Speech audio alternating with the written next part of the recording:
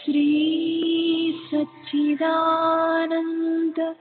सद्गुरु साईनाथ महाराज की जय। सद्गुरु श्री साईनाथुनि शरद बाबूजी की जय।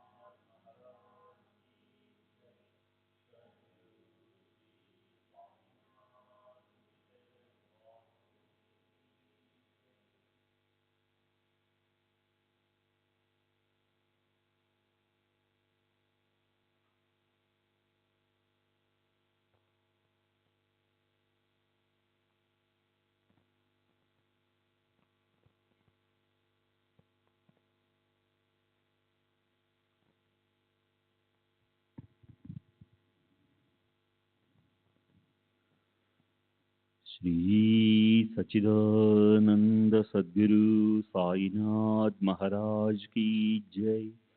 सद्गुरु श्री साईनाथ शरद बाबू जी की जय। శ్రీ సాయినాథాయ నమః. శ్రీ సాయి సచ్చరిత్రము 27వ అధ్యాయం. నిన్నటి తరువాయి.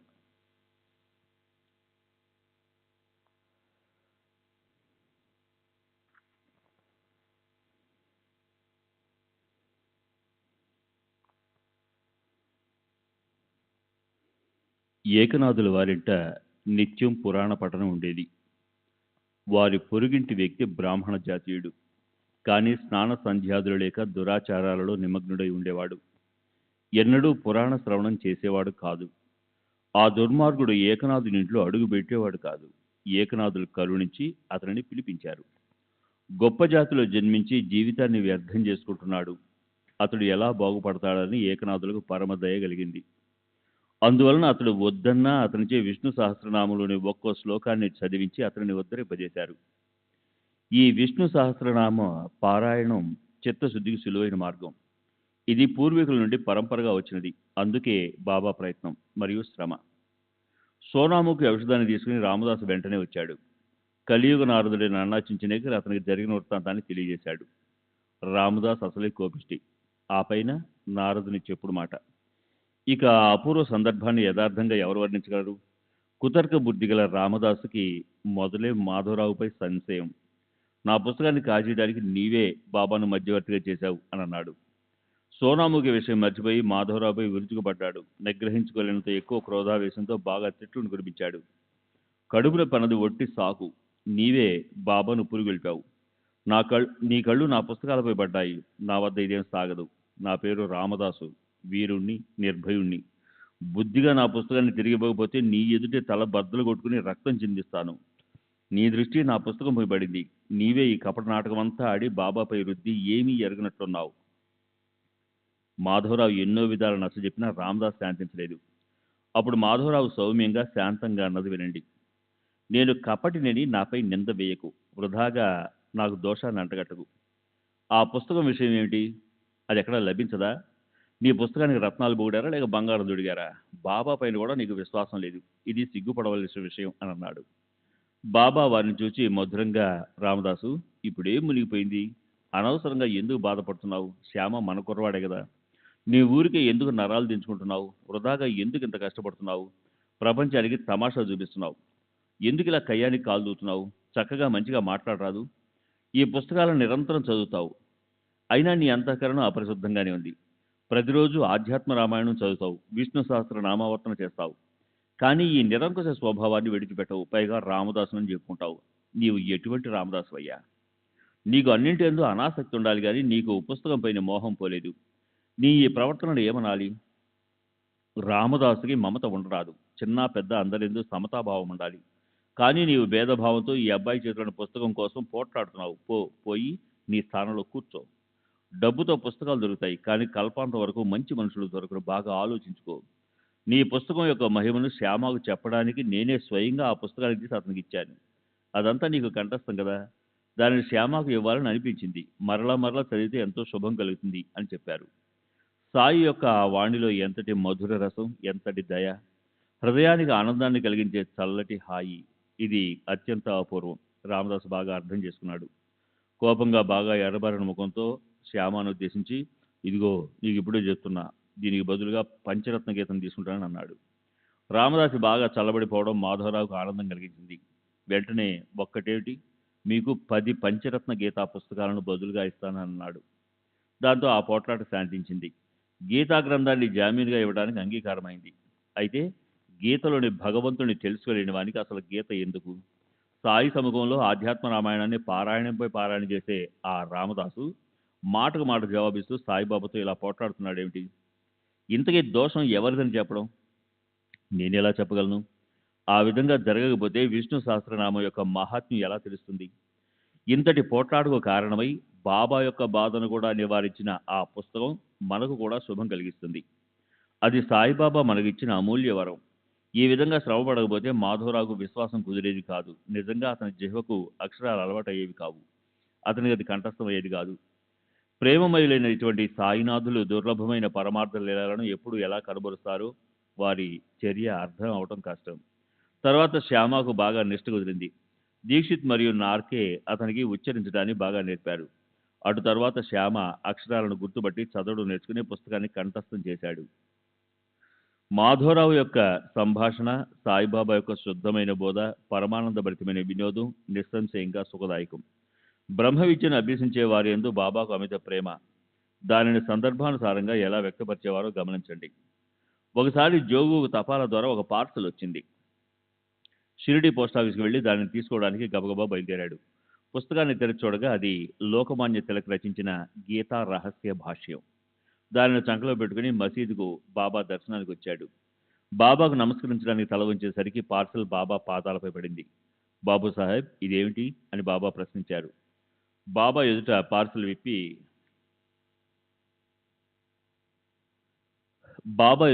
విప్పి అదేమిటో తెలియజేశాడు. దానిని బాబా చేతికిచ్చాడు. వారు దానిని అవలోకించారు. బాబా గ్రంథాన్ని తీసి చేతిలోనికి తీసుకున్నారు. అటు ఇటు తిరిగేసి చూసి తమ జేబులో నుండి ₹1 తీసి ఆ పుస్తకంపై ఉంచారు. ఆ రూపాయితో సహా ఆ గ్రంథాన్ని జోగు ఒడిలో వేసి, దీనిని మొత్తం చదువు, శుభం కలుగుతుందని చెప్పారు. ఇటువంటివి బాబా యొక్క అనుగ్రహ కథలను అసంఖ్యాకంగా వర్ణించవచ్చు. కానీ గ్రంథం విస్తారమవుతుందని సంక్షిప్తంగా చెప్తున్నాను. శ్రీ సచ్చిదానంద సద్గురు సాయినాథ్ మహారాజ్ కీ జై. సద్గురు శ్రీ సాయినాథ్ శరద్ బాబూజీ కీ జై.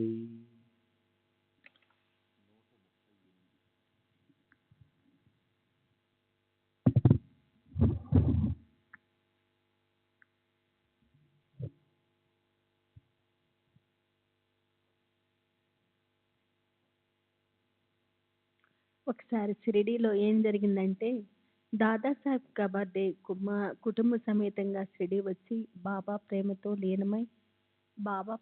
లీనమై అక్కడే ఉన్నాడు. కబర్దే సామాన్య గృహస్థుడు కాదు, గొప్ప విద్వాంసుడు, ఉన్నత స్థానంలో ఉన్నవాడు. సాయి సన్నిధిలో చేతులు జోడించుకొని వారి చరణాల యందు శిరస్సు ఉంచేవాడు.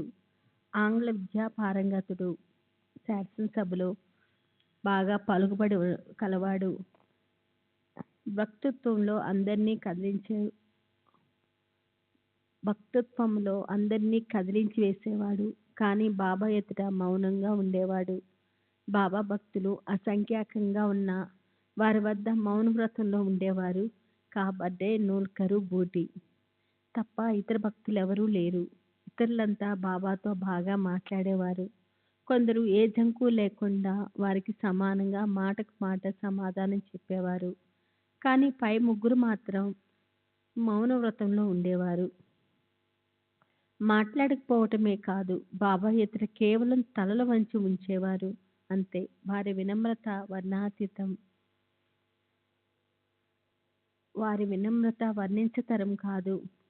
వారు శ్రద్ధగా వినటం కూడా వినయంగా ఉండేది. విద్యారణ్య స్వామి యొక్క పంచదశిని వ్యాఖ్యానించగల దాదాసాహెబ్ మసీదులోకి వెళ్ళగానే మౌనంగా ఉండేవాడు.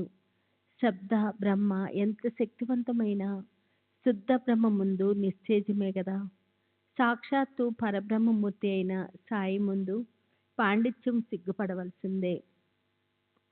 కాబట్టే 4 నెలలు, అతని భార్య 7 నెలలు షిరిడీలో ఉన్నారు.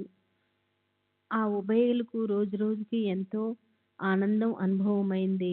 అతని భార్య అత్యంత నిష్ఠావంతురాలు. ఆమెకు సాయి పాదాల యందు అత్యంత ప్రేమ. ఆమె నిత్యము మసీదుకు సాయిబాబాకు నైవేద్యం స్వయంగా తీసుకుని వచ్చేది. బాబా నైవేద్యాన్ని స్వీకరించే వరకు ఉపవాస వ్రతంతో ఉండేది. సాయి మహారాజు ఆరగించిన తర్వాతే ఆమె భోజనం చేసేది. ఆ శుభ సమయాన పరమ భక్తవత్సలుడైన బాబా ఆ చంచలమైన స్త్రీ శ్రద్ధను గమనించి ఆమెకు ఉజ్వలమైన పరమార్థ మార్గాన్ని చూపించారు. బోధనా పద్ధతి అనేక రకాలు. బాబా పద్ధతి విలక్షణమైనది, విశిష్టమైనది. వారు ఆడుతూ పాడుతూ నవ్వుతూ హృదయంలో బాగా నాటుకునేలా అనుగ్రహాన్ని ప్రసాదించేవారు. ఒకసారి కాబట్టే భార్య అన్నము, పప్పు, పూరి, హల్వా, పాయసం, అప్పడాలు, వడియాలు, వడపప్పు అవి పళ్ళెం నిండా పట్టుకొని వచ్చింది. ఆ పళ్ళెం వచ్చిన వెంటనే బాబా ఆదుర్దాతో తమ ఆసనంపై నుండి లేచారు. చేతిపైన కప్పిని పైకి జరుపుకున్నారు. భోజనం చేసే చోట కూర్చున్నారు. పళ్ళాన్ని తమ ముందుకు లాక్కొని దానిపైన మూతను ప్రక్కకు జరిపి భోజనానికి ఉద్యుక్తులయ్యారు. ఇతరులు కూడా అంతకంటే చాలా రుచిగా ఉన్న నైవేద్యాలను అపరిమితంగా తీసుకుని వస్తారు. అవి ఎంతోసేపు అక్కడ పడి ఉంటాయి. ఈ భోజనంపై వారికి ఎందుకంత ప్రేమ? ప్రాపంచికులకు ఉన్న భేదబుద్ధి సత్పురుషులకు ఉంటుందా? ఇలాంటి భేదభావం తగనా అని మాధవరావు సాయి సమర్థన్ అడిగాడు. అందరి పళ్ళాలు అక్కడే ఉంచేసి వెండి పళ్ళాలను కూడా దూరంగా జరిపేసి, ఈ స్త్రీ పళ్ళెం మాత్రం రాగానే లేచి ఆరగిస్తున్నావు, ఏమిటి విశేషము? ఈమె భోజనం అంత మధురంగా ఉందా? దేవా, మాకిది పెద్ద సందేహం. ఇదేం నీ మాయ? ఇష్టాయిష్టాలు భేదభావాలు మీకెందుకు అని అడిగాడు. ఈ భోజనం యొక్క విశేషం ఏమిటో చెప్పనా? పూర్వము ఈమె బాగా పాలిచ్చే ఒక వ్యాపారస్తుని ఆవు. ఆ తర్వాత కనిపించకుండా పోయింది. తర్వాత ఒక మాలి వద్ద జన్మించింది. ఆ తర్వాత ఒక క్షత్రియుని ఇంట్లో పుట్టింది. మరలా మరుజన్మలో ఒక వైశ్యుని పత్ని అయింది. తర్వాత బ్రాహ్మణుల గర్భంలో జన్మించింది. చాలా కాలానికి కనిపించింది. ప్రేమతో తెచ్చిన అన్నము 2 ముద్దలు సుఖంగా తిననివ్వు అని అంటూ బావ యథేచ్ఛగా తిన్నారు. చేతులు నోరు కడుక్కొని తృప్తిగా తేంచి తమ ఆసనంపైకి వచ్చి కూర్చున్నారు. అప్పుడు ఆ స్త్రీ వారికి వందనం చేసి వారి పాదాలను ఒత్తసాగింది. ఆ అవకాశాన్ని తీసుకొని బాబా ఆమెకు హితోపదేశం చేయసాగారు. బాబా చరణాలను పట్టుతున్న ఆమె చేతిని బాబా తమ చేతితో ఒత్తసాగారు. భగవంతుని భక్తురాలి పరస్పర సేవను చూచి శ్యామ పరిహాసమాడాడు.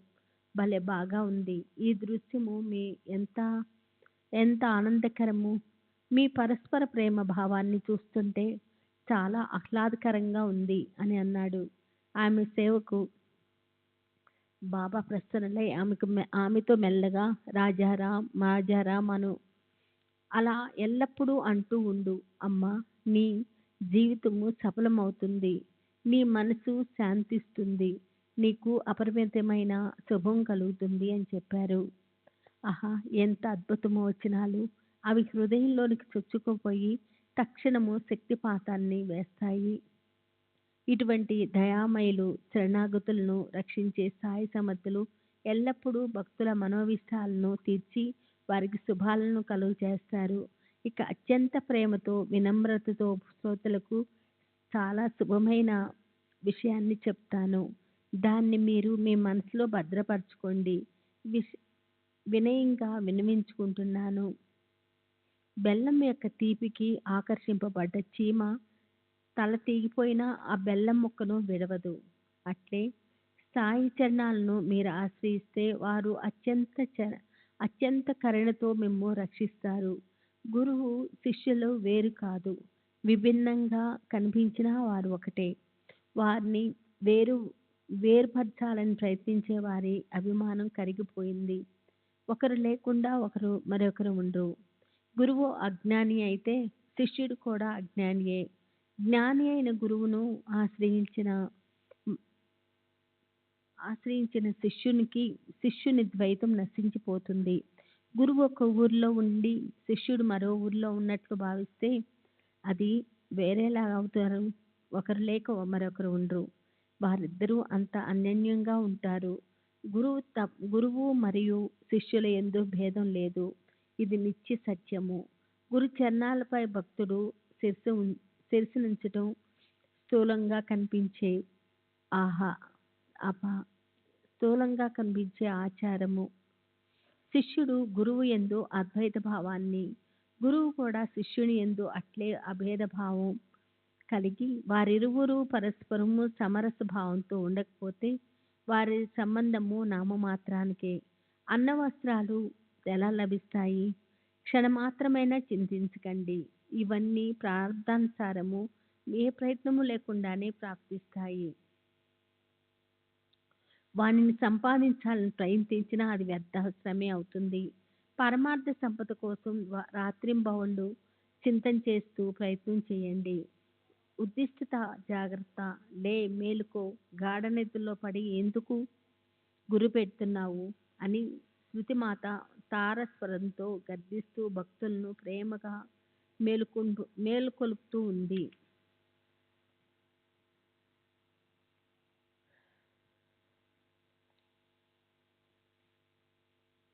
సర్వనార్థాలను బీజభూతమైన అజ్ఞానమనే నిద్రలో మునిగి ఉన్న వారిని సమయానికి మేల్కొల్పే గురువు జ్ఞానామృతాన్ని సేవించండి.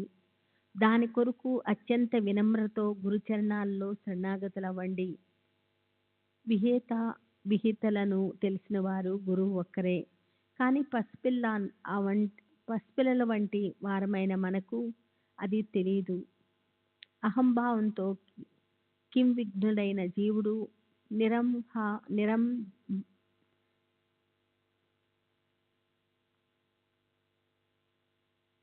నిరంహ భావంతో సర్వజ్ఞుడైన శిష్యుడు ఇద్దరూ ఒకటే అన్న అభేద భావాన్ని కలిగించేవారు ఒక గురువే. అజ్ఞానం అనే ఉపాధితో ఉన్న ఆత్మ జీవుడు, మాయోపాధితో ఉన్న ఆత్మ శివుడు. ఈ రెంటిలోని భేదభావాన్ని తొలగించగల సమర్థులు ఒక్క గురువే. మనసు సంకల్ప వికల్పాల ఆధీనంలో ఉంటుంది.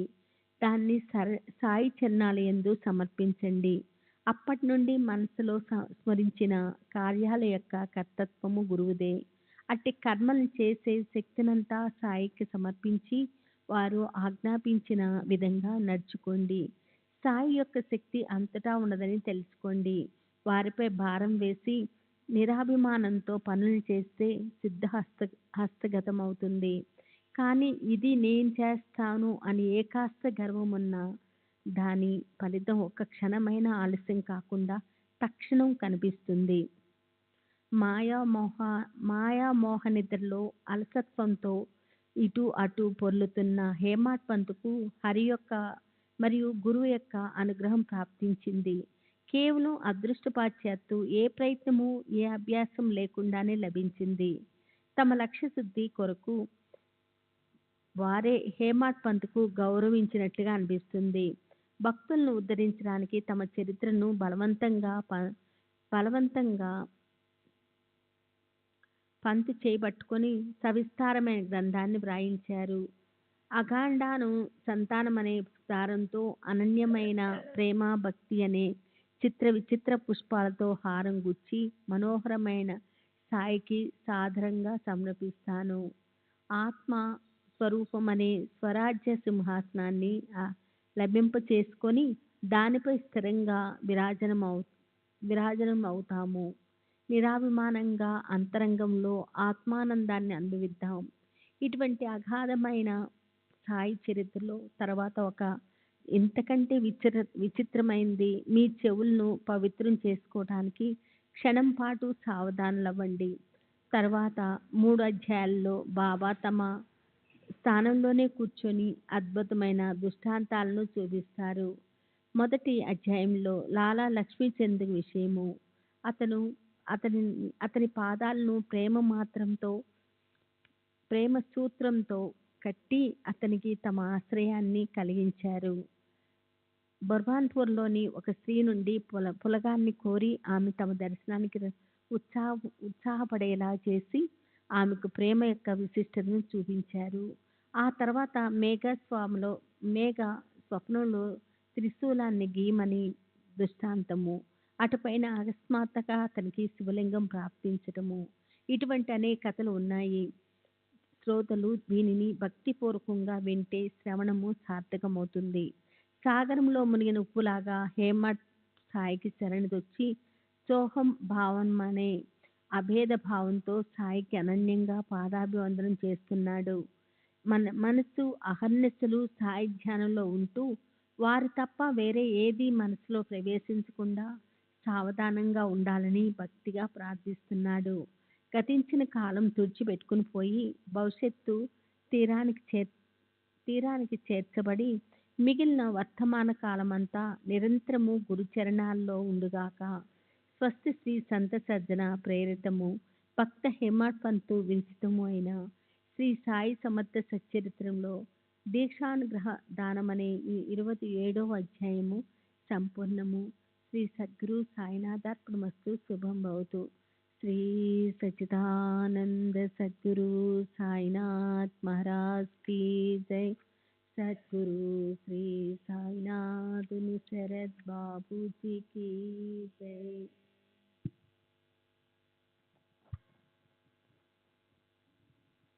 श्री सच्चिदानंद सद्गुरु साईनाथ महाराज की जय. सद्गुरु श्री साईनाथ शरद बाबू जी की जय. శ్రీ సాయి సచ్చరిత్ర 28వ అధ్యాయం. శ్రీ గణేశాయ నమః. శ్రీ సరస్వతే నమః. శ్రీ గురుభ్యో నమః. శ్రీ కులదేవతాయ నమః. శ్రీ సీతారామచంద్రాభ్యో నమః. శ్రీ సద్గురు సాయినాథాయ నమః. సాయిబాబా ఒకే ప్రదేశానికి పరిమితం కాదు, వారు సర్వ ప్రాణులలోనూ ఉన్నారు. బ్రహ్మ నుండి చీమ, దోమాది, క్రిమి కీటకాలన్నిటిలోనూ సర్వత్రా వ్యాపించి ఉన్నారు. సాయి పూర్ణ బ్రహ్మ, సాయి పూర్ణ శబ్ద బ్రహ్మ. పరబ్రహ్మను తెలుసుకునే మార్గాన్ని తెలియజేస్తారు. ఇలా రెండిటి యందు ప్రావీణ్యులవడం వలన వారు సద్గురువు పదవికి సమర్థులు. స్వయం గొప్ప జ్ఞాని అయిన శిష్యులకు బోధించలేని వారు లేదా ఆత్మస్వరూపంలో స్థిరపరచలేని వారు సద్గురువులు కారు. తండ్రి శరీరాన్ని జన్మింపజేస్తాడు, జననం వెనకే మరణం ఉంటుంది. గురువు జనన మరణాలను నశింపజేస్తాడు. అందుచేత గురువు యొక్క కరుణ అతిశయం. ఇప్పుడు గతంలో తెలియజేసినట్లు స్వప్నాధ్యాయంలో బాబా భక్తులకు స్వప్నాలలో ఎలా దర్శనమిచ్చారో శ్రవణం చేయండి. ఒకరికి కలలో త్రిశూలాన్ని గీయమని చెప్తారు, మరొకరిని పులగం కోరుతారు, ఇంకొకరిని చేత బెత్తం పుచ్చుకొని గురువు వలె వీపు బ్రద్దలు కొడుతారు, ఒకరిని కలలో భయపెట్టి త్రాగే దురలవాటును తొలగిస్తారు. భక్తుల యొక్క అనేక కష్టాలను తొలగించి వారికి తమ పాదాల యందు ప్రీతిని కలిగిస్తారు. ఒకరిని వీపు బద్దలయ్యేలా బాది ఛాతిపై నూరే రాయితో సమర్థించినట్లుగా దశమాధ్యాయంలో చెప్పిన విషయాన్ని శ్రోతలు ఇదివరకే విన్నారు. తరువాతి కథ విశేషాన్ని గానం చేసిన వారు విన్నవారు ధన్యులు, ఉభయులు తల్లీనులై అక్షయ ఆనందాన్ని పొందుతారు. నిందలు చేయడం వల్ల, చెడు మాటలు వినడం వల్ల వచ్చిన పాపాలను ప్రక్షాళన చేసే పరమ పావనమైన సత్పురుషుని కథలను మరలా తెలియజేస్తాను. ఇప్పుడు ఆ కథా వర్ణనను శ్రోతలు శ్రద్ధగా శ్రవణం చేస్తే అడుగడుగున సాయిబాబా యొక్క కరుణ కనిపిస్తుంది. రాలీ సోదరులు గ్రీకు వర్తకులు, భారతదేశమంతటా కొనుగోలు చేసేవారు. వారి శాఖలు అనేక పట్టణాలలో ఉండేవి. ముంబై నగరంలో కూడా ఒకటి ఉండేది. అక్కడి అధికారులు క్రింద లక్ష్మీచంద్ అనే గుమస్తా ఉద్యోగం బాగా ఆజ్ఞాపాలన చేస్తూ విశ్వాసపూర్వకంగా ఉండేవాడు. మొదట రైల్వేలో ఉండేవాడు, తరువాత వెంకటేశ ముద్రాలయంలో పని చేసేవాడు. అప్పుడు అతనికి సాయితో సమాగమం ఎలా సంభవించిందో వినండి. నా వారు దేశంలో ఉన్న వేల మైళ్ళ దూరంలో ఉన్న వారిని నేను పిచ్చుక పిల్ల కాలికి దారం కట్టి లాగినట్లు లాక్కొని వస్తాను అని బాబా అనేక సార్లు చెప్పగా చాలామంది విన్నారు, అనుభవాన్ని కూడా పొందారు. బాబా యొక్క ఆ లీలను చెప్తాను. బాబా ఇటువంటి అనేక మంది పిల్లలను దేశాల నుండి షిరిడీకి తీసుకొని వచ్చారు. వారిలో లక్ష్మీచంద్ ఒకడు. ఇతడు బాబా యొక్క భావికుడైన బిడ్డడు. అనేక జన్మలలో గడిచిన ప్రారబ్ధ కర్మ ఉదయించినప్పుడే సత్పురుషుల సమాగమం ప్రాప్తించి మోహం వలన కలిగే అజ్ఞానం నశిస్తుంది, వివేకాగ్ని ప్రదీప్తమవుతుంది, భాగ్యోదయమయ్యే వైరాగ్యం కలుగుతుంది, సంచిత కర్మ నశించి జీవితం సఫలమవుతుంది. సాయినాథులు కళ్ళల్లో నిండిపోతే ఇక అక్కడ మరొకరికి చోటు లభించదు. కళ్ళు మూసుకున్న నలువైపులా సాయినాథులే ఉంటారు. లాలాజీని కలుసుకున్నప్పుడు అతడు చెప్పిన స్వ అనుభవ విషయాలను నేను హృదయ పేటికలో ప్రేమగా పదిలపరుచుకున్నాను. వానిని చెప్పాలని ఉత్సాహంగా ఉంది. లాలాజీకి బాబా పిలుపు అదొక అలౌకిక లీల. దానిని భావికులైన శ్రోతలు శ్రద్ధగా వినండి. క్రీస్తు శకం 1910 క్రిస్మస్ సెలవు రోజులలో లాలాజీకి షిరిడీ ప్రయాణం యోగం పట్టింది. అప్పుడే అతనికి ప్రథమంగా బాబా యొక్క ప్రత్యక్ష దర్శనం. కానీ ఈ యోగం పట్టే చిహ్నం 1-2 నెలలు ముందుగానే సూచనగా జరిగింది. దానిని వినండి. శాంతాక్రూజులో ఉండగా మనసులో ఏ ఆలోచన లేనప్పుడు ధ్యానంలో అతడు అకస్మాత్తుగా స్వప్నంలో విశేషమైన దృష్టాంతాన్ని చూచాడు. గడ్డం పెరిగి ఉన్న ఒక ముసలి సాధువు నిలబడి ఉండగా ఆ మహాత్ముని చుట్టూ భక్తులు గుమికూడి ఉండడం చూచి ప్రేమగా అతనికి అభివందనం చేశాడు. తరువాత దత్తాత్రేయ మంజునాథ్ బిజూర్ అనే పేరుగల గృహస్థుని ఇంటికి లక్ష్మీచంద్ దాస్కర్ను సంకీర్తనకు వెళ్ళాడు. బాబా పటాన్ని ముందు ఉంచడం దాసగనుకు అలవాటు. ఆ పటాన్ని చూడగానే లక్ష్మీచంద్కు తాను స్వప్నంలో చూసిన మూర్తి గుర్తుకు వచ్చారు. అదే గడ్డం, అదే వయసు, అదే అవయవాలు, అదే పాదాలు, అతను కలలో చూసిన మహాత్ములు వీరే కావచ్చు అని అనిపించి లక్ష్మీచంద్ మనసు మోగపోయింది. అసలే అది దాస్కన్ కీర్తన, అందులో తుకారాం కథ, పైగా తన కలలో సాధువు దర్శనం. లాలాజీ చాలా తన్నీలునయ్యాడు. కోమల మనస్సుడైన లక్ష్మీచంద్ కళ్ళ నుండి ప్రేమాశ్రువులు దొర్లాయి. ప్రేమమయ మూర్తిని ఎప్పుడెప్పుడు చూద్దామా అని అతని ప్రాణం తహతహలాడింది. మొదట స్వప్నంలో చూసిన మూర్తియే సరిగ్గా సంకీర్తనలో కనిపించగా అతని మనసులో అది తప్ప మరో ఆలోచన కలగటం లేదు. తనతో షిరిడీ వరకు తోడుగా వచ్చే స్నేహితుడు ఎవరైనా దొరుకుతాడా? నేను ఎప్పుడు ప్రత్యక్షంగా ఈ సత్పురుషుని పాదాలపై శిరస్సు ఉంచగలను? ఎప్పుడు ఈ సాధువు దర్శనం కలుగుతుంది? వారి ప్రేమలోని ఆనందాన్ని అనుభవిస్తానా అని లక్ష్మీచంద్ ఎప్పుడు ఆతురపడేవాడు. దారికర్జులకు డబ్బు సదుపాయం కావాలి. వారి దర్శనం త్వరగా కలగడానికి ఏం చెయ్యాలి అని మార్గాలు వెతకసాగాడు. భగవంతుడు ఎప్పుడూ భక్తికి ఆకలి కొని ఉంటాడు. ఎలాంటి చమత్కారం జరిగిందంటే అదే రాత్రి 8 గంటలప్పుడు అతని స్నేహితుడు తలుపు తట్టాడు. తలుపు తెరిచి చూస్తే సరికి అతని స్నేహితుడు శంకర్రావు వచ్చి షిరిడీకి వస్తావా అని అడిగాడు. నారాయణ మహారాజు దర్శనానికి కేడ్గం వెళ్ళాలని కోరిక కలిగింది, కానీ ముందుగా షిరిడీ వెళ్ళాలని తోచింది అని అన్నాడు. వెతకపోయిన తీగ కాలికి తగిలినట్లుగా లక్ష్మీచంద్ ఆనందానికి అంతు లేకుండా పోయింది. సోదరుని వద్ద నుండి 15 రూపాయలను అప్పు తీసుకున్నాడు. శంకర్రావు కూడా అట్లే చేసి ఇద్దరు ప్రయాణానికి సిద్ధమయ్యారు. పక్కా బట్టలు అన్నీ సర్దుకొని బయలుదేరి వెళ్ళి వేలకు టికెట్ను తీసుకొని ఉభయులు బండిని అందుకున్నారు.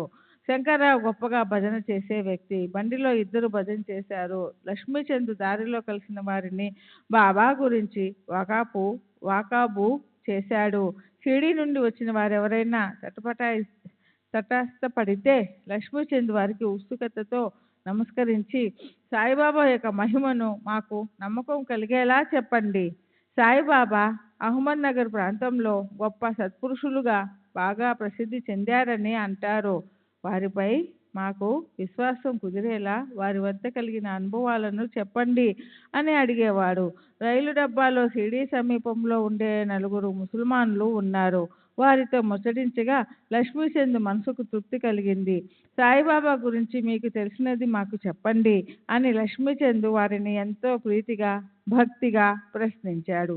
సాయిబాబా చాలా సంవత్సరాల నుండి షిరిడీలో ఉంటున్నారు. వారు గొప్ప సత్పురుషులు, మహాత్ములు, ఔలియా అని వారు జవాబు చెప్పారు.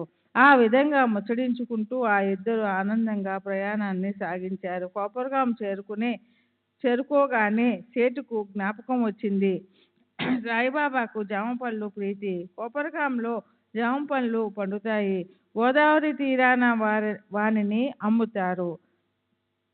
వానిని బాబాకు సమర్పించాలని అనుకున్నాడు. కానీ గోదావరి తీరానికి రాగానే అక్కడి దృశ్యాన్ని చూసి ఆనందిస్తూ సేటు జామపళ్ళను మర్చిపోయాడు. టాంగా బండి గోదావరి అవతలి తీరానికి పోయింది. అక్కడి నుండి షిరిడీ 4 ఊళ్ళ అవతల ఉన్నది. టాంగా బాగా వేగంగా వెళ్ళిపోతూ ఉంది. లక్ష్మీచంద్కు జామపళ్ళు గుర్తుకు వచ్చాయి, కానీ అక్కడ అవి దొరకవు.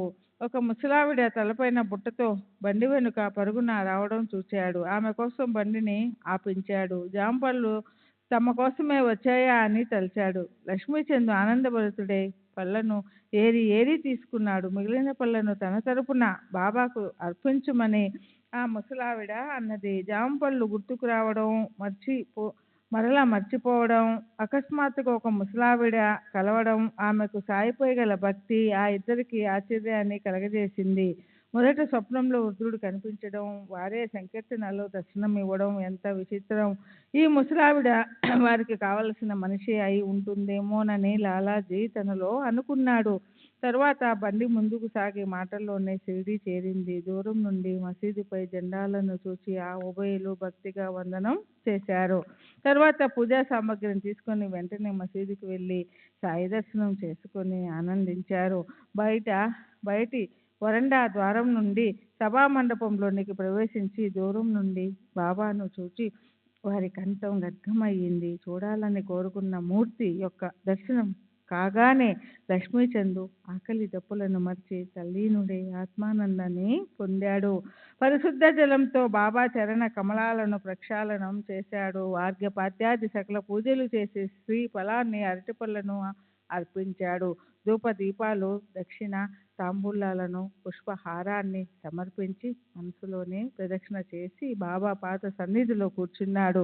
లక్ష్మీచంద్ ప్రేమమయుడైన భక్తుడు. అతనికి కూడా గురు కృపలోని ఆనందం లభించింది. సాయి చరణ విందాలలో బ్రహ్మంలా రమించాడు. అప్పుడు బాబా సాలే रास्ते में भजन करते और दूसरे आदमी को पूछते, क्या दूसरों से पूछना, सब कुछ अपने आंखों से देखो ना, क्यों दूसरे आदमी को पूछना झूठा है क्या, सच्चा सपना कर लो अपना विचार आप వెధవా దారిలో భజన చేస్తావు, మరో మనిషిని అడుగుతావు. అంతా మన కళ్ళతో చూడాలి కానీ రెండో వ్యక్తిని అడగడం ఎందుకు? కళ అబద్ధమా నిజమా నీవే ఆలోచించుకో. శ్రీ సచ్చిదానంద సద్గురు సాయినాథ్ మహారాజ్కి జై. సద్గురు శ్రీ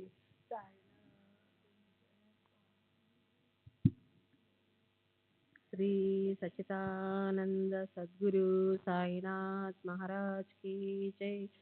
సద్గురు శ్రీ సాయినాథ్ నిసరత్ బాబూజీ की जय.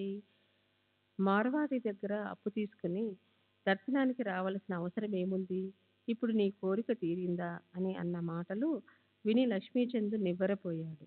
తాము దారిలో బాబా గూర్చి వాకప్ చేయటం ఇక్కడ బాబాకు ఎలా తెలిసిపోయింది అని లక్ష్మీచంద్కు పరమాశ్చర్యం కలిగింది.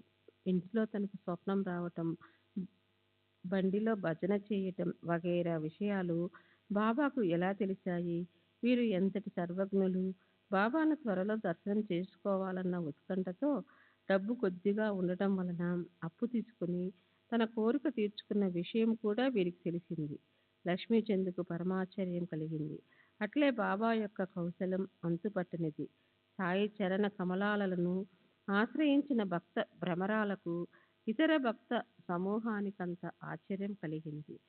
అప్పు చేసి పండుగ చేసుకోవటం, తీర్థయాత్ర పర్యటనలు చేయటం వంటి అప్పుల వ్యవహారాలు బాబాకు ఇష్టం లేదు అని ఇక్కడ వారి ముఖ్యమైన బోధ. లక్ష్మీచంద్ భక్తులందరి వెంట సాటేవాడకు వెళ్ళాడు. మధ్యాహ్నం సంతోషంగా భోజనానికి కూర్చున్నాడు. ఇంతలో ఒక భక్తుడు సాంజా అన్న పదార్థాన్ని బాబా ప్రసాదం అంటూ ఆకులలో కొంచెం వడ్డించాడు. దానిని తిని లాలా తృప్తి చెందాడు.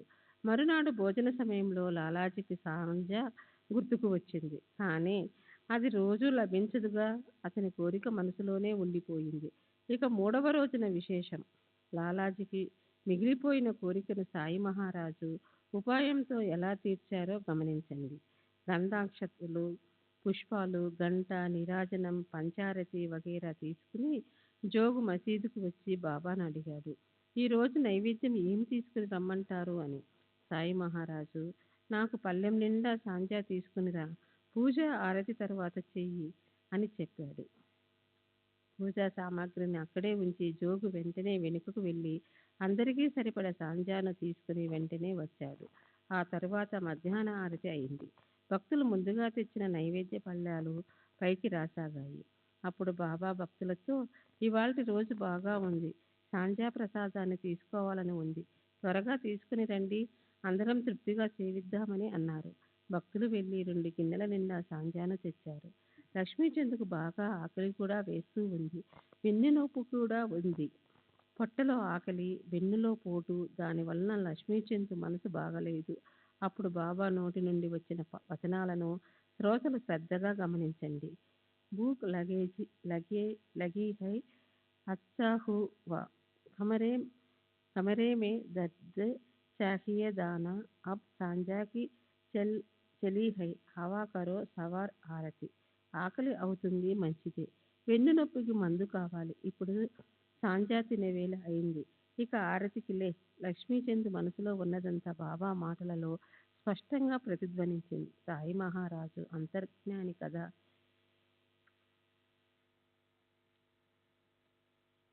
హారతి పూర్తయ్యాక భోజన సమయంలో లక్ష్మీచంద్కు సాంజా లభించింది. అలా అతని కోరిక తీరి మనసుకు ఆనందం కలిగింది. అప్పటి నుండి అతనికి బాబాపై ప్రేమ బాగా నాటుకుంది. కొబ్బరికాయ, అగరబత్తులు, పూలమాలలతో బాబా పూజోపక్రమాన్ని సాగించాడు. అలా లక్ష్మీచంద్కు క్షేమం కలిగింది. సాయిపైన భక్తి ఎంతగా కుదిరింది అంటే ఎవరైనా షిరిడీకి వెళుతున్నట్లు తెలిస్తే వారితో అతడు పూలమాల, అగరబత్తులు, కర్పూరం పంపేవాడు. షిరిడీకి వెళ్లే వారితో ఈ 3 వస్తువులను దక్షిణతో సహా బాబాకు నియమంగా పంపేవాడు. అతడు షిరిడీ వెళ్ళినప్పుడు ఒకరోజు రాత్రి చావడి ఊరేగింపు వైభవాన్ని చూడడానికి వెళ్ళగా అప్పుడు బాబాకు బాగా దగ్గు వచ్చి వారికి చాలా బాధ కలిగింది. ఈ దగ్గు బాబాను ఇలా కష్టపెడుతుందేమిటి? ఎవరిదో దృష్టి దోషం తగలటం వలన ఇలా దగ్గుతున్నారు అని లక్ష్మీచంద్ మనసులో అనుకున్నాడు. అది కేవలం మనసులో లేచిన ఆలోచనే. మరునాడు ఉదయం అతడు మసీదుకు వెళ్ళగా బాబా విశేషంగా చెప్పిన దానిని వినండి. మాధవరావుతో తమంతట తాము, నిన్న నాకు బాగా దగ్గు వచ్చింది. ఇది ఎవరిదైనా దృష్టి తగలటం వలన నాకు నిజంగానే ఎవరిదో దృష్టి తగిలినట్లుంది. ఇదేమి దృష్టి దోషము? ఈ దగ్గు నా ప్రాణాన్ని విసిగిస్తుంది అని చెప్పారు. లక్ష్మీచంద్కు ఆశ్చర్యం కలిగింది. అరే, ఈ మాటలు నా మనసులోని ఆలోచనలు కదా, ఇవి వీరికి ఎలా తెలిసాయి అంటే బాబా అందరి హృదయాలలో ఉన్నారు అని అనుకుని చేతులు జోడించి, మీ దర్శనంతో చాలా ఆనందం కలిగింది. దయచేసి మమ్మ ఎప్పుడు ఇలాగే రక్షించండి మహారాజా అని విన్నవించుకున్నారు. ఇక నాకు ఈ పాదాలు తప్ప వేరే దైవం లేదు. నా మనసు మీ ఆరాధనలో రమిస్తూ మీ చరణాల వద్ద ఎల్లప్పుడూ ఉండుగాక. మీ పాదాల యందు నా మస్తకా నుంచి మీ సెలవు కోరుతున్నాను. ఇక మాకు ఆజ్ఞనివ్వండి. శ్రీ సచ్చిదానంద సద్గురు సాయినాథ్ మహారాజ్ కీ జై. సద్గురు శ్రీ సాయినాథుని సచ్చిదానంద సద్గురు సాయినాథ్ మహారాజ్ కీ జై. సద్గురు శ్రీ సాయినాథుని శరత్ బాబూజీకి జై. అనాథులమైన మమ్ము ఇలాగే రక్షించండి. మీ కృపాదృష్టి మాపై ఎల్లప్పుడూ ఉండుగాక. దాని వలన ప్రపంచంలోని కష్టాలు కలుగుక ఉండుగాక. మీ నామ సంకీర్తనం ఘనంగా జరుగుతూ ఎల్లప్పుడూ సంతృప్తిగా సుఖాలు కలుగుగాక అని ప్రార్థించాడు. బాబా విభూతిని, ఆశీర్వాదాన్ని తీసుకుని ఆనందాన్ని పొంది లక్ష్మీచంద్ స్నేహితునితో సహా మార్గంలో సాయి యొక్క గుణాలను కీర్తిస్తూ వెళ్ళాడు. ఇటువంటి మరో పిచ్చుకకు బాబాను ప్రత్యక్షంగా దర్శించుకునే గడియ వచ్చినప్పుడు బాబా ఆమెను బంధించి షిరిడీ తీసుకుని వచ్చారు. ఆ విశేషాన్ని వినండి. ఆ పిచ్చుక ప్రేమమయ్య అయిన ఒక స్త్రీ.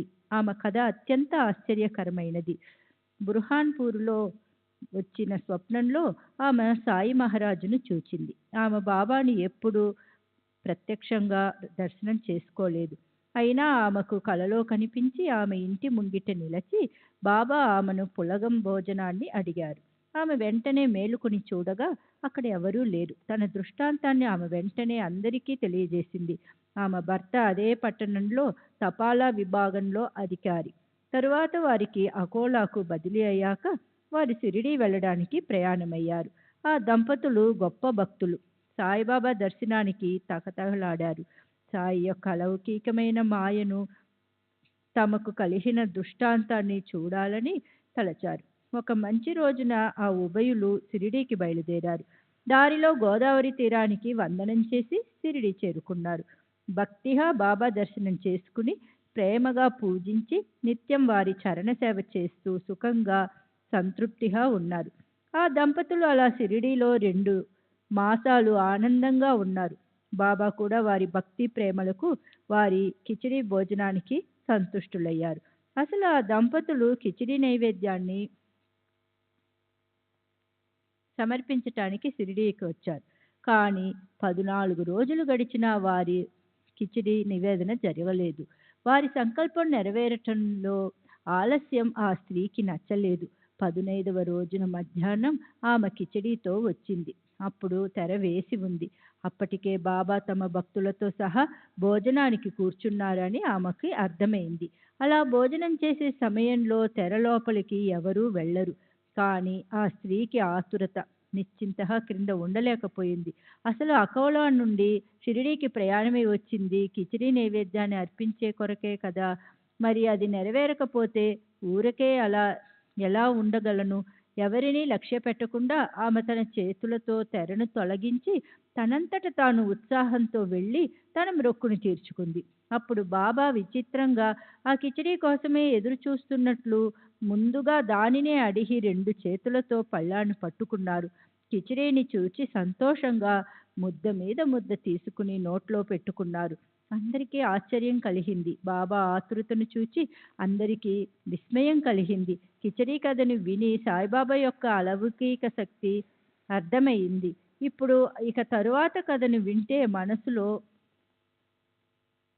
ప్రేమ ప్రేమ ఉత్పన్నమవుతుంది. ఒక గుజరాతీ బ్రాహ్మణుడు బాబా సేవ చేయటానికి అనుకోకుండా షిరిడీ వచ్చాడు. మొదట అతడు రావు బహదూర్ సాటే వద్ద పనిచేశాడు. నిజాయితీగా సేవ చేయడం వలన అతనికి బాబా చరణాల వద్ద ఆశ్రయం లభించింది. ఆ కథ కూడా చాలా రసవత్తరమైనది. భక్తి ప్రేమలను ఆశించే వారి కోరికలను శ్రీహరి ఎలా తీర్చుతాడో వినండి. అతని పేరు మేఘ. సాయితో ఏదో రుణానుబంధం ఉండటం వలన అతడు షిరిడీలో స్థానాన్ని పొందాడు. ఆ కథని వినండి. సాటే కేట్ జిల్లాకు ప్రాంతీయ అధికారిగా ఉన్నప్పుడు అక్కడ ఈ మేఘ అతనికి అనుకోకుండా కలిశాడు. సాటే అతనిని శివాలయంలో నిత్య పూజా సేవలో నియమించాడు. తరువాత సాటే షిరిడీ వచ్చాడు. అతనికి భాగ్య భాగ్యోదయమై షిరిడీలో సాయి మహారాజు దర్శనమై వారి చరణాలలో మనసు లగ్నమైంది. షిరిడీకి వచ్చే యాత్రికుల గుంపును గమనించాడు. వారు బస చేయడానికి భక్తుల సౌకర్యార్థం తనకు అక్కడ ఒక భవనం ఉండాలని తలచాడు. తరువాత గ్రామస్తులను కలుసుకున్నాడు. మొట్టమొదట బాబా ప్రకటమైన స్థలాన్ని సంపాదించి అక్కడ భవనం నిర్మించాలని నిశ్చయించుకున్నాడు. ఈ పవిత్ర స్థల మహిమ వెనుక చతురాధ్యాయంలో పూర్తిగా వర్ణింపబడింది. మరలా ఏకరువు పెట్టడం అనవసరం. ఇక తరువాతి విషయ వర్ణన. మేఘ యొక్క గొప్ప పుణ్య సంచయం వలన అతనికి రావు బహదూర్ సాటే లభించాడు. సాటే ప్రయత్నం వలననే మేఘ పరమార్థంలో పడ్డాడు. మేఘ పరిస్థితుల ప్రభావం వలన కర్మ భ్రష్టుడుగా సాటే అతనికి గాయత్రిని ఉపదేశించి అతనిని సన్మార్గంలో ప్రవేశపెట్టాడు. మేఘ సాటే సేవలో ఉండగా వారిలో పరస్పరం ఆదరణ పెరిగింది. మేఘ సాటేను గురువులా భావించేవాడు. అతనిపై అభిమానం కూడా కలిగింది. ఒకసారి ప్రసంగవశాత్తు తమ గురువు యొక్క మహత్యాన్ని వర్ణిస్తుండగా సాటే మనసులో ప్రేమ ఉప్పొంగింది. సాటే మేఘతో సాదరంగా బాబాకు గంగోదక స్నానం చేయించాలని నా కోరిక. ముఖ్యంగా అందుకోసమే నిన్ను షిరిడీకి పంపుతున్నాను. అంతేకాక నీ అనన్య సేవను చూచి నీవు సద్గురువును ఆశ్రయించాలని, వారి పాదాలయందు నీకు భక్తి కలగాలని నా మనసులోని కోరిక. నీ శరీరం సార్థకమవుతుంది. నీ జన్మ పరమ శుభప్రదమవుతుంది. వెళ్ళి కాయ వాచ మనసులతో సద్గురువు పాదాలను ఆశ్రయించు అని చెప్పాడు. మేఘ ఆ గురువు ఏ జాతి వ్యక్తి అని ప్రశ్నించాడు. వాస్తవం నాకు కూడా తెలియదు. మసీదులో కూర్చుంటారు కనుక ముసల్మాను అని కొందరు అంటారు అని సాటే చెప్పాడు. మహమ్మదీయుడన్న శబ్దం చెవులలో పడగానే మేఘ మనసులో సంకోచం కలిగింది. మహమ్మదీయుని కంటే నీచుడు ఉండడు. అటువంటి వాడు గురువు ఏమిటి? వెళ్ళనంటే సాటే బాధపడతాడు. పోని సరేనని ఒప్పుకుంటే దుర్గతి పాలు కావాలి. ఏం చేయాలో తోచక మేఘ చింతింపసాగాడు. ముందు నుయ్యి వెనుక గొయ్యి వంటి పరిస్థితిలో మనసు ఊగిసలాడింది. అయినా సాటే చాలా బలవంత పెట్టగా మేఘ బాబా దర్శనానికి వెళ్ళటానికి నిశ్చయించుకున్నాడు. తరువాత మేఘ షిరిడీ చేరి మసీదు ప్రాంగణంలోకి వెళ్ళి మెట్లు ఎక్కుతుండగా బాబా లీలను ఆరంభించారు. ఉగ్ర స్వరూపాన్ని ధరించి చేత్తో రాయి పుచ్చుకుని మెట్లపై అడుగు పెట్టావంటే ఖబర్దార్, ఇక్కడ మహమ్మదీయుడు ఉన్నాడు. నీవు గొప్ప కులానికి చెందిన బ్రాహ్మణుడవు. నేను నీచులలో నీచునైన యవనుణ్ణి. నీవు అపవిత్రుడు అయిపోతావు. వెనక్కి తిరిగి వెళ్ళిపో అని అన్నారు. అపర ప్రళయ రుద్రుని స్వరూపం వంటి బాబా యొక్క రౌద్ర రూపం చూచే వాళ్లను వణుకు పుట్టించగా మేఘ వణికిపోయాడు. కానీ ఆ కోపం కేవలం పైపైనే. బాబా అంతరంగంలో దయ బాగా ప్రవహిస్తుంటుంది. నా మనసులోని ఆలోచనను ఎలా తెలుసుకున్నారని మేఘ ఆశ్చర్యంతో చకితుడయ్యాడు. దూరాన ఉన్న కేడా జిల్లా ఎక్కడ? ఇంత దూరాన ఉన్న అహ్మద్ నగర్ ఎక్కడ? సంశయాలతో నిండిన నా మనసును బయట పెట్టడానికి బాబా కోపమని అనుకున్నాడు. బాబా కొట్టాలని ముందుకు వస్తుంటే ధైర్యం సడలిపోయిన మేఘ ముందుకు వెళ్లే సాహసం చేయలేక ఒక్కో అడుగు వెనక్కు వేశాడు. ఆ తరువాత మేఘ కొంతకాలం షిరిడీలో ఉన్నాడు.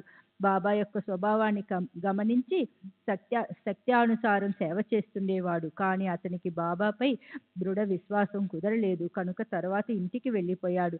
అక్కడ జ్వరంతో మంచాన పడ్డాడు. బాబాపై నిధి ధ్యాసతో అభిమానం పెరగగా మరలా షిరిడీకి వచ్చాడు. మరలా తిరిగి వచ్చిన మేఘ అక్కడే సంతోషంగా ఉన్నాడు. సాయిబాబా చరణాలయందు భక్తిభావం పెంపొంది సాయికి అనన్య భక్తుడయ్యాడు. అతనికి సాయియే ఏకైక దైవం. మేఘ మొదటి నుండి శివభక్తుడు. సాయి పాదాలయందు అనురక్తుడై సాయినాథుని శంకరుని వలనే భావించేవాడు. సాయియే అతని ఉమానాథుడు. అతడు అహర్నిశలు సాయి శంకర్ అని నామాన్ని ఘోషించేవాడు. దానితో అతని మనసు కల్మిష రహితమైంది. అతని బుద్ధి తదాకారమైంది. అతడు సాయికి అనన్య భక్తుడై సాయిని ప్రత్యక్ష శంకరుని వల భావించేవాడు. శంకర శంకర అని నోటితో గట్టిగా పలికేవాడు. ఇతర దేవతలను ఒప్పుకునేవాడు కాదు. సాయియే అతని దేవతార్చన. సాయియే అతని గిరిజారమణుడు. ఇదే దృఢ విశ్వాసంతో మేఘ ఎల్లప్పుడూ ప్రసన్నంగా ఉండేవాడు. శ్రీ సచ్చిదానంద సద్గురు సాయినాథ్ మహారాజ్ కీ జై. సద్గురు శ్రీ సాయినాథుని శరత్ బాబూజీ కీ జై.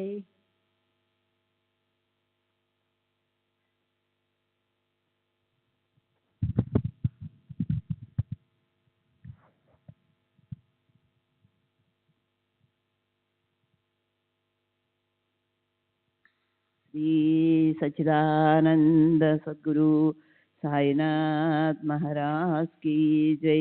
సద్గురు శ్రీ సాయినాథుని శరత్ బాబూజీ కీ జై. శంకరునికి బిల్వదళాలు ప్రీతి, కానీ షిరిడీలో బిల్వవృక్షం లేదు. దానికోసం మేకు 2 మైళ్ళ దూరం వెళ్ళి తన కోరికను నెరవేర్చుకునేవాడు. చక్కగా పూజ చేయాలన్న తన మనసులోని కోరికను తీర్చుకొని సంతృప్తి చెందడానికి బిల్వపత్రి కోసం 1.5 కోసులు దూరమేమిటి, పర్వతాలను కూడా దాటగలిగేవాడు. ఎంతో దూరం నుండి బిల్వపత్రిని తెచ్చి పూజా సామగ్రిలో ఉంచి గ్రామ దేవతలను వరుసగా విధిపూర్వకంగా పూజించేవాడు. అదంతా ముగిశాక వెంటనే మసీదుకు వెళ్ళి ప్రేమపూర్వకంగా బాబా ఆసనానికి నమస్కరించి వారి పాద సంవాహన వగైరా చేసి ముందు వారి పాదతీర్థాన్ని సేవించేవాడు. మేఘ యొక్క మరొక కథను వింటే ఆనందం కలుగుతుంది. గ్రామ దేవతల యందు బాబాకు గల గౌరవం మరియు వారి సర్వ వ్యాపకత్వం తెలుస్తాయి. మేఘ షిరిడీలో ఉన్నంత వరకు నిత్యం మధ్యాహ్న హారతిని చేసేవాడు. కానీ ముందుగా సకల గ్రామ దేవతలను పూజించి మసీదుకు వెళ్ళేవాడు. ఇది అతని దినచర్య. ఒకరోజు అతని నిత్య పద్ధతి తప్పింది. శ్రమపడి ప్రయత్నించిన ఖండోబాదేవుని పూజ జరగలేదు. పూజ చేయడానికి ప్రయత్నం చేశాడు, కానీ గుడి ద్వారాలు తెరుచుకోలేదు. అందువల్ల ఆ పూజను చేయకుండానే బాబా ఆరతిని చేయడానికి వచ్చాడు. అప్పుడు బాబా అతనితో, నీ పూజలో విఘ్నం జరిగింది. దేవతలందరి పూజ జరిగినా ఒకరి పూజ మాత్రం జరగలేదు. వెళ్ళు, ముందు దానిని చేసి తరువాత ఇక్కడకు రా అని అనగా తలుపులు మూసి ఉన్నాయి. వానిని తెరవాలనుకున్నా తెరుచుకోలేదు. కనుక ఆ పూజను వదిలిపెట్టవలసి వచ్చిందని మేఘ చెప్పాడు. ఇప్పుడు ద్వారాలు తెరిచే ఉన్నాయి, వెళ్ళి చూడు అని బాబా చెప్పారు. మేఘ వెంటనే గబగబా వెళ్ళాడు. బాబా మాటలు అతనికి అనుభవమయ్యాయి. ఖండేరాయని పూజ చేశాక మేఘ తపన పోయింది. తరువాత బాబా మేఘాను పూజను చేయనిచ్చాడు. పిమ్మట గంధ పుష్పాది అష్టోపచార పూజను అత్యంత ఆదరంగా చేసి మేఘ యథాశక్తి పూలమాలను ఫలాలను దక్షిణను అర్పించాడు. ఒకసారి మకర సంక్రాంతి రోజున బాబాకు చందనంతో నలుగు పెట్టి గోదావరి నీటితో అభ్యంగన స్నానం చేయించాలని మేఘాకు కోరిక కలిగింది. బాబా అనుమతి కోసం వారిని బలవంత పెట్టగా వారు సరే నీ ఇష్టం వచ్చినట్లు చేసుకోపో అన్నారు. వెంటనే మేఘ కుండను తీసుకొని నీటి కోసం బయలుదేరాడు. సూర్యోదయం కాకముందే గొడుగు కానీ చెప్పులు కానీ లేకుండా ఖాళీ కుండను చేతపట్టుకొని నీరు తేవడానికి గోదావరికి వెళ్ళాడు. రాను పోను 8 కోసుల దూరాన్ని నడవాలి. అది చాలా ప్రయాసతో కూడిన పని. కానీ అతనికి కలలో కూడా అది చాలా ప్రయాసతో కూడిన పని అని అతనికి కలలో కూడా అనిపించనే లేదు. మేఘాకు ఆ చింత లేదు. బాబా అనుమతి లభించగానే బయలుదేరాడు. దృఢమైన నిశ్చయం ఉంటే కార్యంలో ఉత్సాహం ఉండనే ఉంటుంది. సాయిబాబాకు గంగోదకంతో స్నానం చేయించాలని మనసులో సంకల్పించుకున్నాక ఇంకా ఎక్కడి కష్టం, ఎక్కడి అలసట, దృఢమైన శ్రద్ధయే ప్రమాణం. నీరు తెచ్చి రాగి గంగాళంలో పోశాడు. ఇక స్నానానికి లెమ్మని బాబాను బలవంత పెట్టసాగాడు. కానీ బాబా ఒప్పుకోలేదు. మధ్యాహ్న హారతి అయిపోయింది. భక్త బృందం ఇళ్లకు వెళ్ళిపోయారు. మధ్యాహ్నం అయింది. స్నానానికి అంతా సిద్ధంగా ఉంది అని మేఘ అన్నాడు. మేఘ చాలా బలవంత పెట్టగా లీలా విగ్రహుడైన సాయి మేఘ చేతిని తమ చేతితో పట్టుకొని నచ్చచెప్పసాగారు. నాకు గంగా స్నానం వద్దురా, ఫకీరునైన నాకు గంగ నీరెందుకు, నువ్వెంత తెలివి తక్కువ వాడివిరా అని అన్నారు. కానీ మేఘ అవేం వినిపించుకోలేదు. బాబాను శంకరుని వలె భావించాడు. గంగా స్నానంతో శంకరుడు ఆనందిస్తాడు, అదొక్కటే అతనికి తెలుసు. ఇవాళ మకర సంక్రాంతి పండుగ. గంగోదకంతో అభిషేకం చేస్తే శంకరుడు సుప్రసన్నుడవుతాడు అని చెప్పాడు. అతని ప్రేమను, శుద్ధ అంతఃకరణాన్ని, దృఢ నిశ్చయాన్ని గని బాబా సరే నీ కోరిక తీరుస్తానని అన్నారు. తరువాత లేచి స్నానానికై వేసిన పీటపై కూర్చున్నారు. తలను మేఘ ముందుకు వంచి తలపై కొంచెం నీరు పోయి, శరీరానికంతటికి శిరస్సు ప్రధానం, శిరస్సుపై కాసిన నీరు చల్లితే అది పూర్తిగా స్నానం చేసినట్టే, ఇదైనా ఒప్పుకోరా అని అన్నారు. సరే అని మేఘ చెంబు తీసుకొని బాబా శిరస్సుపై పోస్తూ ప్రేమ ఉప్పొంగగా హరగంగే అంటూ మొత్తం నీరును బాబా శరీరంపై కుమ్మరించాడు.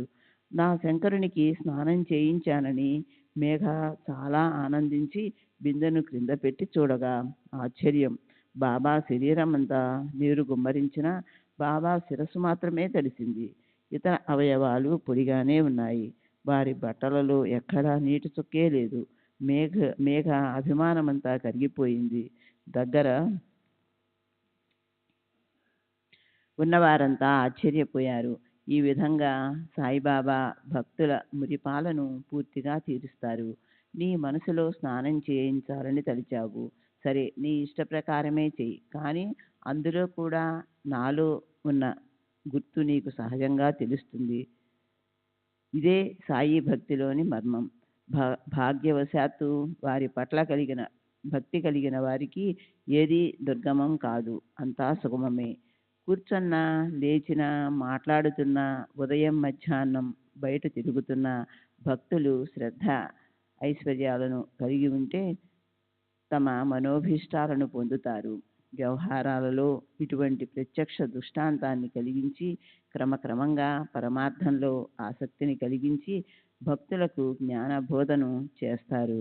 ఇటువంటిదే మేఘ యొక్క మరొక కథ. వింటే భక్తులపై సాయికి గల ప్రేమను గని శ్రోతలకు ఆనందం కలుగుతుంది. నానాసాహెబ్ ఇచ్చిన బాబా యొక్క పెద్ద కొత్త పటాన్ని వాడాలో పెట్టి మేఘ భక్తిగా పూజించేవాడు. మసీదులో ప్రత్యక్ష మూర్తిని, వాడాలో వారి ప్రతికృతి అయిన పటాన్ని, 2 స్థలాలలోనూ పూజను హారతిని పగలు రాత్రి చేసేవాడు. ఇలా సాయి సేవలు 12 నెలలు గడువగా ఒక తెల్లవారుజామున మేఘ మెలకువగా ఉన్నప్పుడు అతనికి ఒక దృష్టాంతం కలిగింది. మేఘ ప్రక్క మీద కళ్ళు మూసుకొని మెలకువతో ఉండగా బాబా రూపాన్ని స్పష్టంగా చూచాడు. మేఘ మేలుకొని ఉండటం చూచిన బాబా అతని ప్రక్కనే అక్షింతలు చల్లి మేఘ త్రిశూలాన్ని గీయరా అని చెప్పి అక్కడే మాయమయ్యారు. బాబా మాటలను విన్న మేఘ ఉత్సాహంగా కళ్ళు తెరచి చూసేసరికి పక్కపైన అక్షింతలు ఇక్కడ అక్కడ పడి ఉన్నాయి. మరి ఇంటి తలుపులు మునుపటి వలె మూసే ఉన్నాయి. అతనికి ఏమీ అర్థం కాలేదు. శ్రీ సచ్చిదానంద సద్గురు సాయినాథ్ మహారాజ్ కీ జై. సద్గురు శ్రీ సాయినాథుని శరత్ బాబూజీ కి జై.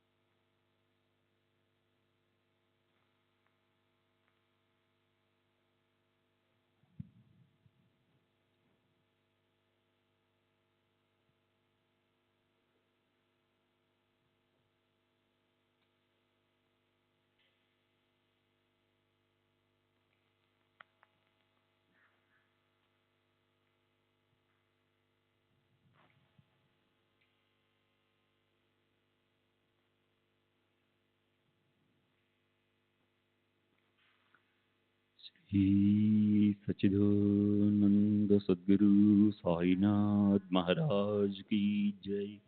सद्गुरु श्री साईनाथ शरद बाबू जी की जय. साई रहम नजर करना, बच्चों का पालन करना. साई रहम नजर करना, बच्चों का पालन करना. जाना तुमने जगत पसार, सब ही झूठ जमाना. जाना तुमने जगत पसार, सब ही झूठ जमाना. साई रहम नजर करना, बच्चों का पालन करना. साई रहम नजर करना, बच्चों का पालन करना. मैं अंधा हूँ बंदा आपका, मुझसे पथ दिखलाना. मैं अंधा हूँ बंदा आपका, मुझसे पथ दिखलाना. साई रहम नजर करना, बच्चों का पालन करना. साई रहम नजर करना, बच्चों का पालन करना. दासगणों कहे अब क्या बोलो, थक गई मेरी रसना. दासगणों कहे अब क्या बोलो, थक गई मेरी रसना. साई रहम नजर करना, बच्चों का पालन करना. साई रहम नजर करना, बच्चों का पालन करना. रहमो नजर करो अबू मोरे साई, तुम बिना नहीं मुझे माँ बाप भाई, रहमो नजर करो मैं आंधा हूँ बंदा तुम्हारा, मैं आंधा हूँ बंदा तुम्हारा, मैं ना जानू मैं ना जानू मैं ना जानू अल्लाह इलाही, रहमो नजर करो रहमो नजर करो अबू मोरे साई, तुम बिना नहीं मुझे बाप बाई, रहमो नजर करो काली जमाना मैंने गमाया, काली जमाना मैंने गमाया, साथी आखिर का साथी आखिर का साथी आखिर का तुम बिना कोई, रहमो नजर करो रहमो नजर करो अबू मोरे साई, तुम बिना नहीं मुझे माँ बाप भाई, रहमो नजर करो अपने मस्जिद का झाड़ू गणो है, अपने मस्जिद का झाड़ू गणो है, मालिक हमारे मालिक हमारे मालिक हमारे तुम बाबा साई, रहमो नजर करो रहमो नजर करो अबू मोरे साई, तुम बिना नहीं मुझे माँ बाप भाई, रहमो नजर करो। श्री सच्चिदानंद सद्गुरु साईनाथ महाराज की जय। सद्गुरु श्री साईनाथ धुनि शरद बाबू जी की जय।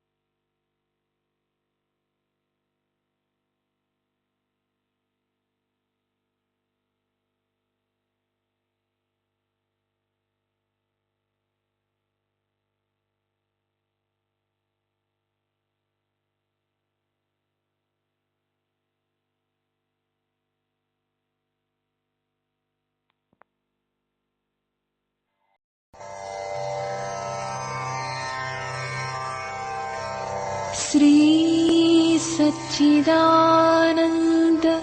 सद्गुरु साईनाथ महाराज की जय। सद्गुरु श्री साईनाथुनि शरद बाबू जी की जय।